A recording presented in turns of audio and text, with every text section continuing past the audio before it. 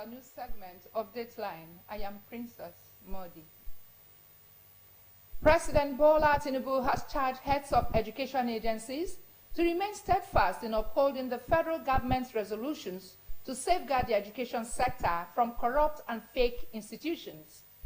President Tinubu, who stated this at the 14th convocation ceremony of the National Open University of Nigeria, NOUN, in Abuja, stressed the need for the university to take its delivery system to the fullest potential by embracing technology holistically.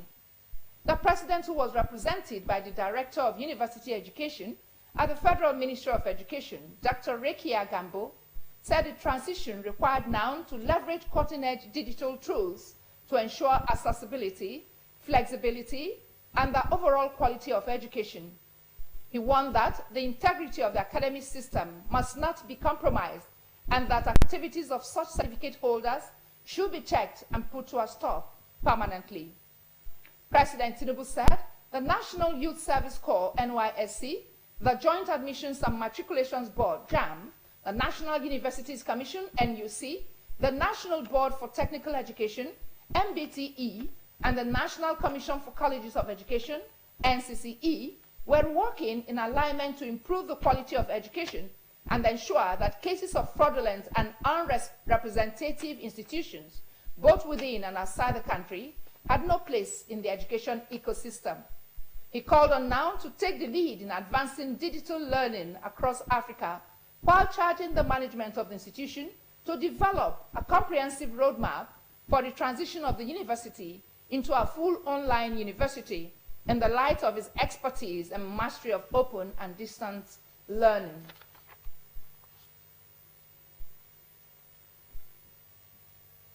The federal government has reaffirmed that all 6 geopolitical zones of the country, including the Northeast, are fully included in the Special Agro-Industry Processing Zone, SAPZ program.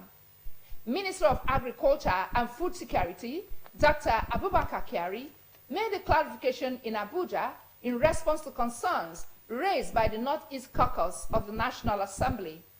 Dr. Kyari stated that contrary to claims, the region was not sidelined from the initiative, adding that participation was based on specific eligibility criteria, including site readiness and counterpart funding, which had been met by 8 states in the Phase 1, Kaduna, Kano, Kwara, Oyo, Ogun, Imo, Cross River, and the FCT. He said Phase 2 was currently in motion, with 27 states expressing interest and 10 states, including Gombe, Borno, and Bauchi from the Northeast, already meeting the criteria and getting set to be part of the first rollout. The SAPZ initiative, launched in 2022 and rooted in a 2019 framework, is a federal program aimed at driving agro-industrial development, supported by both federal and state-level efforts. The Nigerian Civil Aviation Authority, NCAA, has given the 14 airlines a 1-week deadline to settle reviewed sanction fines following days in payments and appeals from several operators. This comes as the authority revealed it had revised some of the initial sanction amounts in light of new information and resolutions reached by the airlines. The NCAA told newsmen that it will begin following up with airlines next week, particularly those who have received revised sanction figures but have not responded. The Director of Consumer Protection and Public Affairs at the NCAA, Mr. Michael Achimogo, addressed the delays, saying it might not be fair to call the process stalling. According to the NCAA, several airlines are yet to receive their final reviewed penalty figures, partly because the authority is taking a more collaborative approach to compliance rather than enforcement. He added that some previously sanctioned cases were dropped after it was discovered that the airlines had resolved them but failed to update the authority. The review process has led to significant reductions in the amount owed by some airlines. One of the sanctioned carriers, Arik Air, had reportedly engaged with the NCAA and was preparing to settle its dues. Some time ago, Mr. Achimogo cautioned airlines against breaching the timelines set in Part 19 of the NCAA Regulations 2023, for processing passenger refunds, stressing that any infractions would attract sanctions. A week after the warning, the NCAA initiated enforcement actions against Royal Air Maroc, Ethiopian Airlines, Air Peace, Arik Air, and Aero contractors. The move came in response to a spike in passenger complaints, which prompted the agency to act. The Nigeria Center for Disease Control, NCDC, has proposed a 4-pillar framework to guide national and global efforts in combating the growing threat of antimicrobial resistance, AMR. The head of disease prevention and control at the NCDC, Dr. Tochi Okwo, who disclosed this in an interview with newsmen in Abuja, stressed the urgent need to act decisively and strategically at the country level. Dr. Okwo listed the first pillar as strategic information and pragmatism, noting the importance of reliable data to inform AMR surveillance, policy, and action. She said the second pillar, equity, must be central, underscored the need to ensure that access to quality antimicrobials, diagnostics, and AMR-related services was not limited to urban or privileged populations. The NCDC official said the third pillar was for accountability equals inclusion and stressed the need for transparency and stakeholder engagement at community and facility levels. According to her, the framework's fourth pillar involved a whole-of-society approach, explaining that the AMR was not just a clinical issue, but a societal challenge requiring multi-sectoral collaboration across health, agriculture, environment, and education. AMR occurs when microorganisms such as bacteria, viruses, fungi, and parasites develop the ability to defeat drugs designed to kill or slow their growth.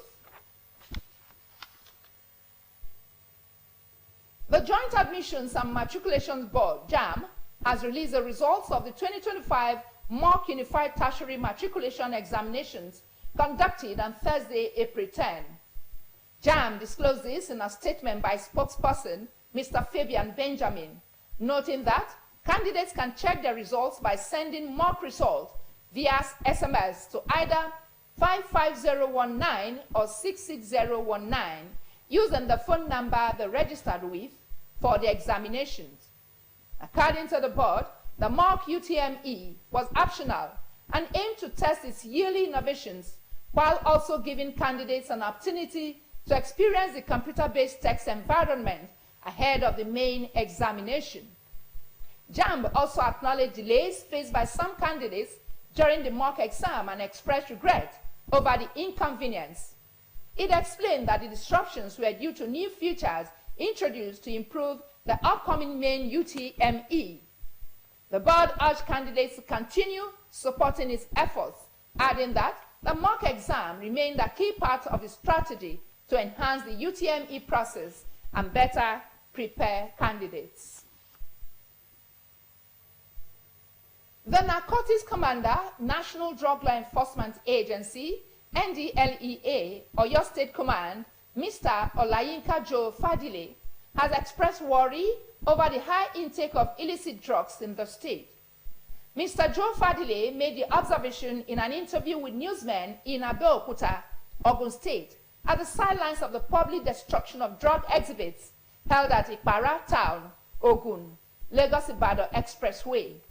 According to him, the high consumption of cannabis sativa in the state, which had metamorphosed into loud with different strains like Scottish loud, Canadian loud, and Arizona loud, among others, is worrisome. Mr. Joe Fadile said that illicit substance kills gradually and painfully. He reiterated that the command had cordial relationship with all security agencies, saying the 1.6 million kilograms of illicit drugs destroyed was possible because of joint efforts. The Edo State Police Command has confirmed the arrest of 4 suspected hunters with arms and ammunition in the state.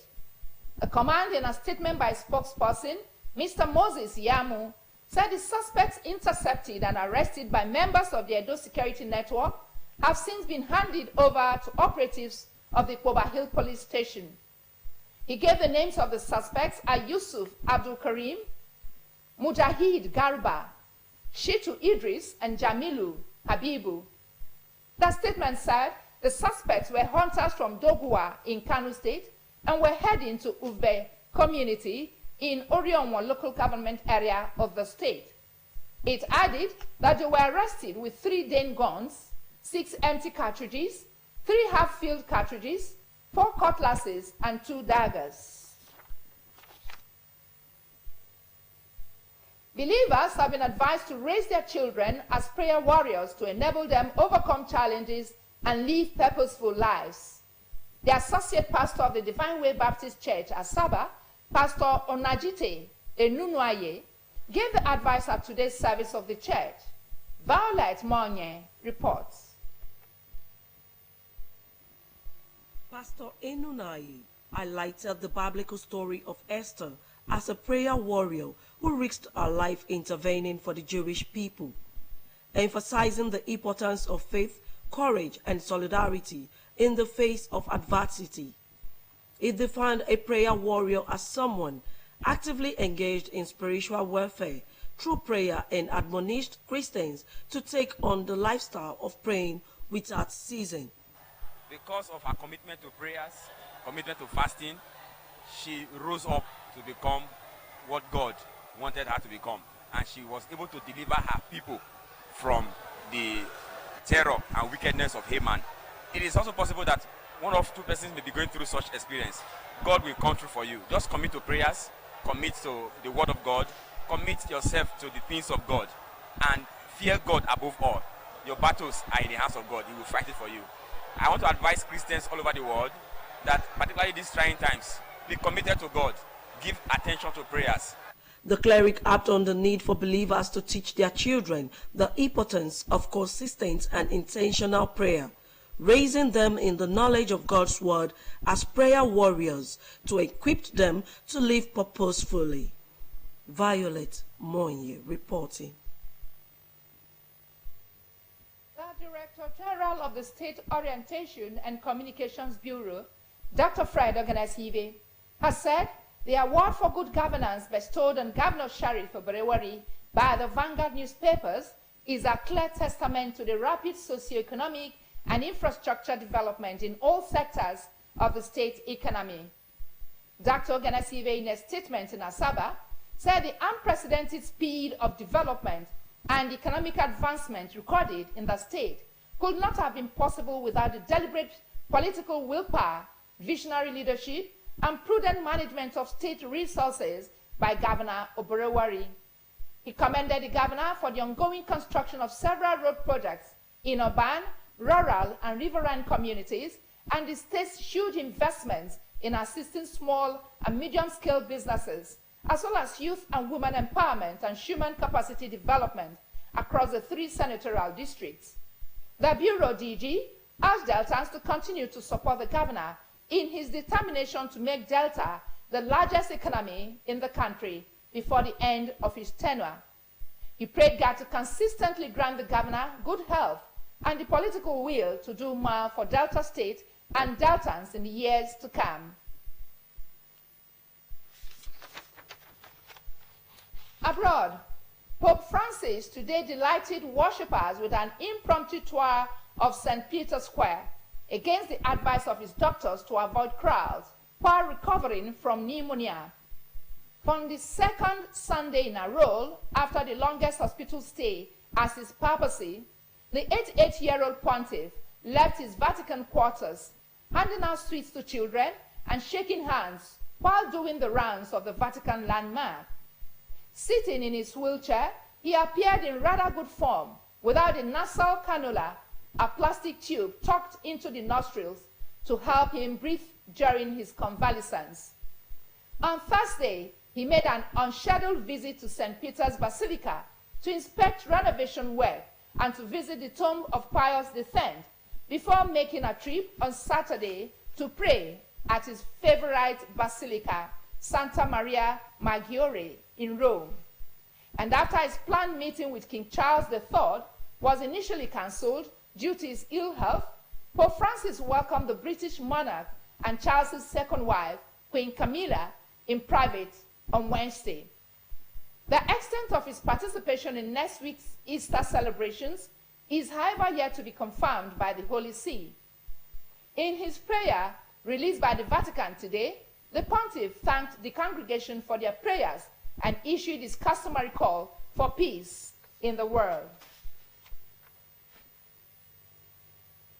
In business, the Federal Inland Revenue, FIRS, has promised to educate business owners, farmers, and entrepreneurs on various tax incentives available, especially those designed to ease the burden for growing businesses.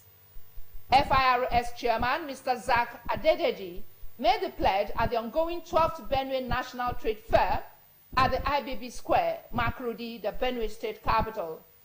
Mr. Adedeji, who was represented by the Director of Taxpayer Services, Lovett Onanuga, said from pioneer status incentives to tax reliefs for agriculture-related investments, there was something to support almost every sector represented at the trade fair.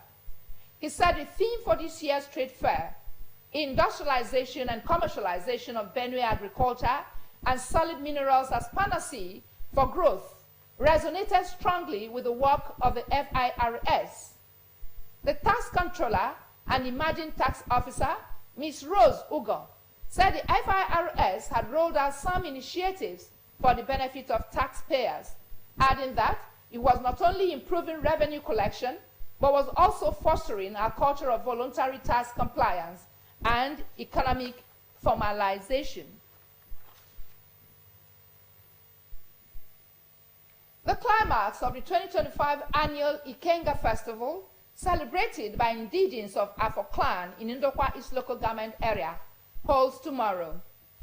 A statement by the acting Opaluku of Afo, Igwe Oduegu Okwese, says the Nkwo Market Square, Umuachi Afo, is the venue of the event, which will begin from 12 in the afternoon.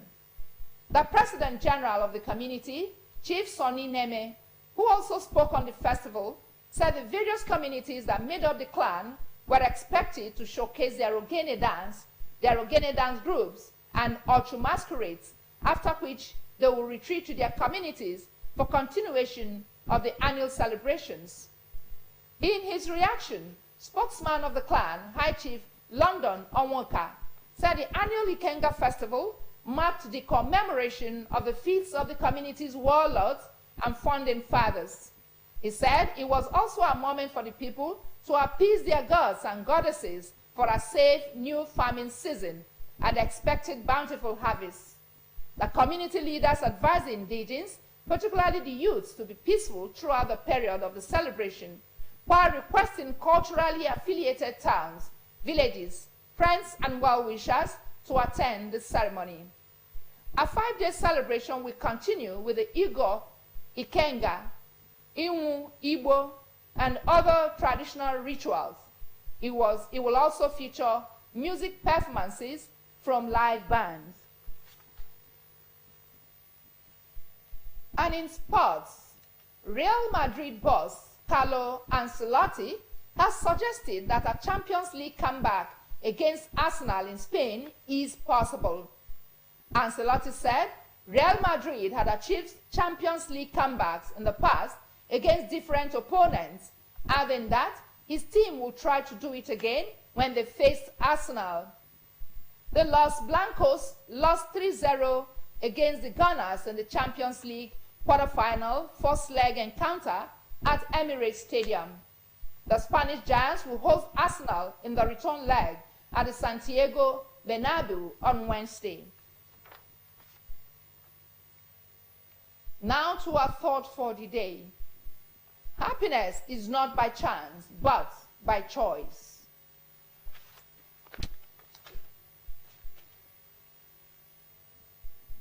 And on that note, we'll conclude a news segment of Dateline. I've been your anchor, Princess Modi. Have a good night.